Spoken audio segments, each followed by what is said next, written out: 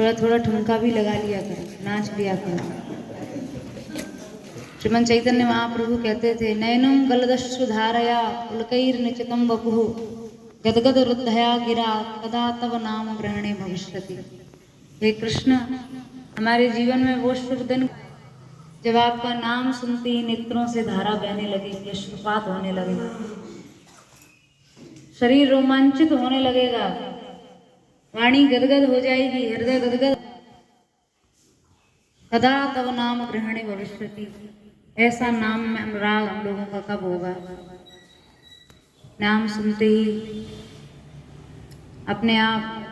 श्रीमन चैतन्य महाप्रभु जब कीर्तन करते थे, सैकड़ों सैकड़ों खोल बजते थे, पखावज बजते, मुरज, मृदंग, करताल, कई कई टोलियां बन जाती थी कीर्तन की। ऐसा उद्दाम कीर्तन होता था। महाप्रभु जी ने एक पाठशाला खोली हुई थी अलग से, जहाँ श्रीमन महाप्रभु जी नए नए युवकों को कीर्तन की शिक्षा देते थे, नई नई कीर्तन सिखाया करते थे, स्वयं सिखाया करते थे। हम लोगों के जीवन में, हमारे रोम रोम में श्री नाम के प्रति ऐसा अनुराग विराजमान हो जाए कि शरीर कहीं भी उपस्थित हो, कहीं भी उपस्थित हो, इस शरीर के परमाणुओं के द्वारा भी भगवान की भक्ति का प्रचार हो, भगवान की सेवा हो। हमारे पूज्य महाराज जी की एक बड़ी प्यारी उनकी रचना है, जिस गली से दीवाने तेरे चले, उस गली प्रेम धारा करोड़ों चली,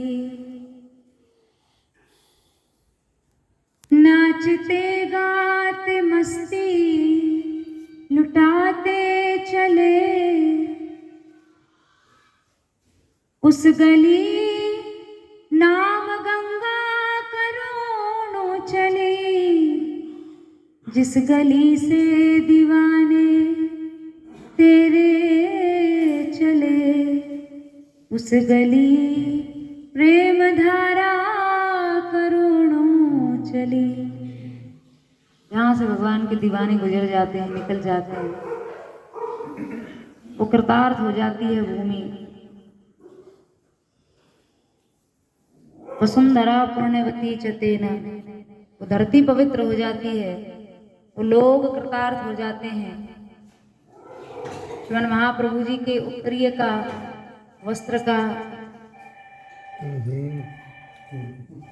स्पंदन भी, महाप्रभु जी के वस्त्र से को छूकर आने वाली वायु भी जिसको छू गई ना, उन सबको उस काल में कृष्ण प्रेम की प्राप्ति हो गई, उन सबको कृष्णानुराग मिल गया।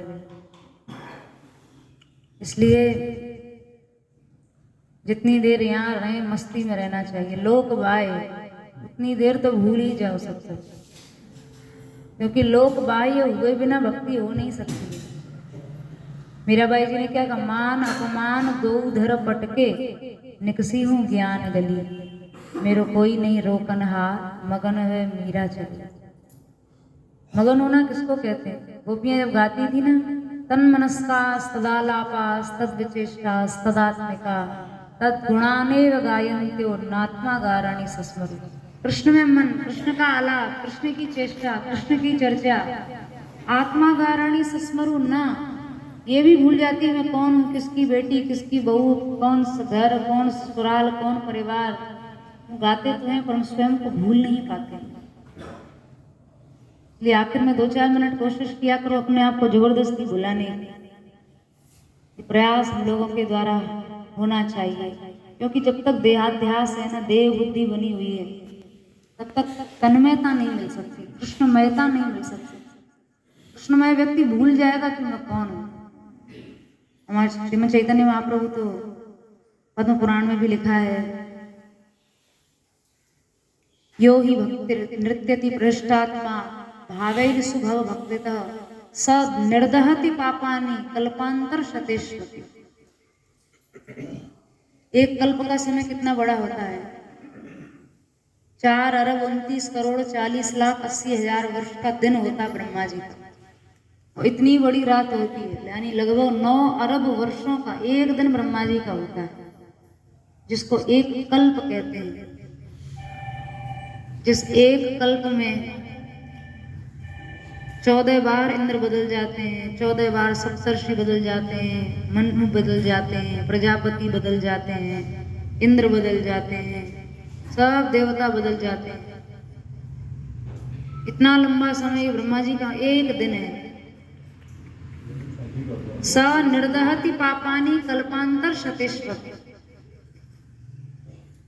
ऐसे सैकड़ों कल्पों के पाप उसी क्षण नष्ट हो जाते हैं जिस समय कोई भक्त, कोई उपासक ठाकुर जी के सामने नृत्य के भाव से खड़ा ही हो जाता है। ऐसे सैकड़ों कल्पों के पाप उसी क्षण भस्मसात हो जाते हैं। उन लोगों को इन बातों पर विश्वास नहीं होता। वास्तव में स्वामी जी महाराज जो कहते थे ना, जिस उपासक के जीवन में नाम प्रतिष्ठित हो गया, उसके जीवन के शब्दकोश से असंभव शब्द ही समाप्त हो जाता है। नाम में हम लोगों का प्रेम नहीं है, नाम में प्रेम नहीं। कोई कहीं जा रहा है, कोई कहीं भटक रहा है, कोई कहीं दौड़ रहा है, कोई कहीं। ये सब दुर्दशा हमारे ही द्वारा हम लोगों की कराई जा रही है। केवल नाम से संबंध स्थापित हो जाए, केवल नाम से। गोस्वामी तुलसीदास जी महाराज ने जाते जाते, काशी की भूमि थी, बड़े बड़े विद्वानों ने उनको कहा, आपने रामचरितमानस अपूर्व ग्रंथ दिया, लेकिन आने वाले काल में लोगों के पास इतना समय नहीं होगा कि लोग पूरे पूरे ग्रंथ का पारण कर सकें। आप रामचरितमानस के माध्यम से संसार को क्या संदेश देना चाहते हैं? तुलसीदास जी महाराज जब शरीर छोड़ रहे थे तो जाते जाते उन्होंने ये बात कही थी। ये सब बहुत हल्के में लेने वाली चीजें नहीं है। महापुरुषों ने अपने जीवन भर की उपासनाओं का सार, सदग्रंथों का, सत्शास्त्रों का हम लोगों को बहुत सरल सरल शब्दों में रख दिया है। तुलसीदास जी महाराज ने कहा, अल्प तो अवध जीवता में बहु सोच पोच करवे को बहुत है, कहा कहा कीजिए। थोड़ा सा समय है, करने के लिए बहुत कुछ है, व्यक्ति क्या क्या करे। संभ्रम में जीवन जा रहा है, ये करूं कि ये करूं, ये अच्छा है, ये अच्छा है, ये और अच्छा है। पारना पुराणन को अंत नहीं वेदन को, वाणी तो अपार कहाँ कहाँ चित्त दीजिए। इतने पुराण हैं, इतना बड़ा वैदिक वांग्मय है, कोई पढ़ने बैठे तो उम्र ही पूरी हो जाए, वो पढ़ भी नहीं पाएगा। क्या क्या पढ़ोगे? काव्य की कला अनंत, छंद के प्रबंध बहु, राग को रसीलो रस कहाँ कहाँ पीजिए। काव्य के क्षेत्र में चले जाओ, साहित्य के क्षेत्र में चले जाओ, संगीत के क्षेत्र में चले जाओ, कोई सीमा नहीं है। इतनी विद्या, इतनी कला। स्वामी तुलसीदास जी ने कहा, ज्यादा माथामारी करने की जरूरत नहीं है भाई। लाखन की एक बात तुलसी बताए जात, जन्म जो सुधारो चाहो राम नाम लीजिए। सबका सार यही है, इधर उधर कहीं माथामारी करने की आवश्यकता नहीं। सबसे छोटा, सबसे सहज, सबसे सरल सरस नाम जीवन में हम लोगों के आ जाए, नाम के प्रति हमारा विश्वास हो जाए, इससे सुंदर कुछ भी नहीं। अरे डॉक्टर कह दे तो भी तो जाते हो, सैर करने नहीं जाते हो? अरे शारीरिक स्वास्थ्य की दृष्टि से भी वो डॉक्टर कह दे तो लोग सब कुछ मानते हैं। और हमारे भवरोग के डॉक्टरों ने, तुलसीदास जी, सूरदास जी आदि महापुरुषों ने ये भवरोग की दवाई बताई, उसको कोई लेना नहीं चाहता। ये सब कलयुग की विडंबना है। कलयुग नाम में प्रेम होने नहीं देता, और कलयुग की कुचाल में हम लोग दिन रात आ रहे हैं। इसलिए संतों महापुरुषों के द्वारा जब जब हम लोगों को जागृत करने का प्रयास किया गया है, भाई जागना चाहिए। आधा घंटे का समय होता है, सारा दिन के लिए एक ऊर्जा, एक रस, एक आनंद प्राप्त हो जाता है। आप विचार करिए ना, 23 साढ़े 23 घंटे आप ऐसा कोई काम नहीं करते जिससे आपको ऊर्जा मिले। आपकी ऊर्जा कमी हो रही है दिन रात, आपकी शक्ति कम हो रही है, आपके हृदय का उल्लास खत्म हो रहा है। लोग अवसादग्रस्त हो रहे हैं, विषादग्रस्त हो रहे हैं, इतना कमा रहे हैं, इतना इकट्ठा कर रहे हैं, इतनी सुविधाएं युक्त कर रहे हैं, फिर भी लोग इतना कोई स्ट्रेस में है, कोई डिप्रेशन में है। लोगों को सुख से वो रह नहीं सकते, जी नहीं सकते। ये केवल बड़ी बड़ी कोठियां, बिल्डिंगें, ये सुख की निशानी नहीं है। इनके जीवन की खिड़की से झांक के देखो ना, तो आपको अनुभव होगा कि इनसे बड़ा कोई दुखी व्यक्ति नहीं है संसार में। तुलसीदास जी ने कहा, रे शठ बिनु गोविंद सुख नाई, जगत पिता जगदीश भजन बिन दुख कबहू नहीं जाही, सूरदास भगवंत भजन कर, सूरदास भगवंत भजन बिन सुख तीनों पुर नाही, रे शठ बिनु गोविंद सुख नाही। ये सब जीवन के अमूल्य सूत्र हम लोगों को पदों के माध्यम से, सरल सरल रचनाओं के माध्यम से भगवान ने हमें, महापुरुषों ने हमें दिए। व्याला लेते फिरता खिल संपदा यद गृहास्ती उपाधि अपाद तीर्थ विवर्जिता। बड़ी बड़ी बिल्डिंगें बना लो, घर बना लो, लेकिन जहाँ संतों के चरण नहीं पड़े, जहाँ सत्संग नहीं, संकीर्तन नहीं, व्याला ले, व्याल कहते सर्प को, वो बड़ी बड़ी कोठियां भी सर्पालय बनकर रह जाए। वो सर्प का बिल है। अब घर में सर्प का बिल बन जाए ना, तो रहने वाला 24 घंटा डरता है, पता नहीं कब निकले, कब काट खाए, कब मार डाले। जिन घरों में केवल कुकथाएं हो रही है, भगवत वार्ता नहीं होगी तो क्या होगी, इधर उधर की बातें होंगी। वो इधर उधर की बातें क्या, वो कुकथाएं सर्प का जहर है। और जैसे सर्प का घर में रहना वो कभी भी घातक हो सकता है, ऐसे दिन रात हम लोगों के द्वारा घरों में की जाने वाली कुकथाएं हमारे अंदर कितना राग द्वेष काम क्रोध रूपी जहर भर रही हैं, ये हम सोच नहीं सकते। इस विष का निवारण केवल भगवान की चर्चा, भगवान के यश से ही हो सकता है। इसलिए प्रभात फेरी में तो आइए ही, और भी अच्छा हो 10-20 मिनट घर में भी सत्संग करिए, संकीर्तन करिए। आप देखिए आपका वातावरण बदलेगा, घर का सात्विकता आएगी, घर में सद्विचार आएंगे लोगों के अंदर।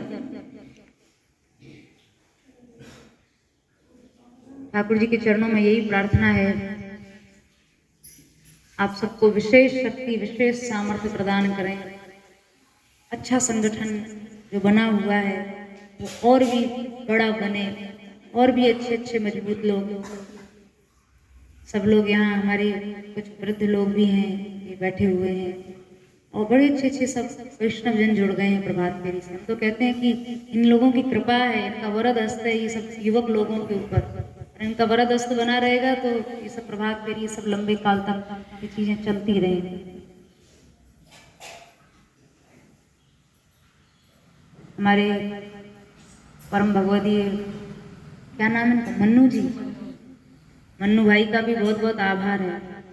7 दिन इतनी सुविधा दी इन्होंने, आगे आगे ये झाड़ू नहीं, रोड नहीं साफ कर रहे थे, ये हमारे हृदय की झाड़ू लगाते हुए जा रहे थे। बहुत बहुत आभार है। एक और व्यक्ति थे, वो जल का सेचन करते थे, उनका क्या नाम, सब धन्य लोग। हाँ जी, अच्छा, इनके भाई, आप धन्य हैं। जो कार्य राजस्व यज्ञ युधिष्ठिर कीनो तामे जूठ उठाई, भगवान भी भक्तों के आगे अपनी भगवत्ता नहीं रखते। पांडवों के लिए जूठी पत्तल ठाकुर जी ने उठाई, अभ्यागतों के चरण भगवान ने धोए। वो बड़े बड़े विभागाध्यक्ष अलग अलग लोग बनते रहे, किसी को दानाध्यक्ष, कोषाध्यक्ष, भोजनाध्यक्ष, परिवेशनाध्यक्ष, गुरु सेवा पादाध्यक्ष, सब विभाग बड़े बड़े लोगों ने लिया। ठाकुर जी ने यही विभाग लिया, चरणों की सेवा करने का, जूठी पत्तल उठाने का। क्योंकि सेवा का कोई भी कार्य निम्न नहीं होता है, उसमें बड़ा, जब तक गौरव का अनुभव ना हो, हमारा सौभाग्य है ही हमें सेवा का अवसर मिला, ऐसी अनुभूति ना हो तो वो सेवा वो साधारण काम बन के रह जाती है। काम और सेवा में यही तो अंतर है।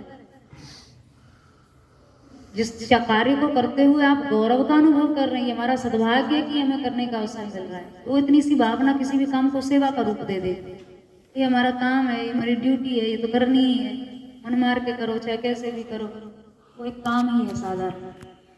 इसलिए ठाकुर जी की बड़ी सुंदर कृपा है, मन बहुत प्रसन्न है, बड़ा आह्लादित है आप सबका संगठन देखकर, आप सबका समूह देखकर। क्योंकि इस बार थोड़े 3-4 वर्ष हो गए, लंबे समय बाद आना हुआ, आप सबका दर्शन थोड़े लंबे समय बाद हुआ। लेकिन जैसे तुलसी का पौधा कोई लगाता है ना, और वो पौधा लगाने वाला लगा के उसको प्रणाम करता है, पौधा लगाने वाला बीजारोपण कर देता है, बाकी उसकी सारी व्यवस्था प्रकृति देखती है। सूर्योदय समय पर प्रकाश है, वर्षा के द्वारा उसको पानी दिया जाना है।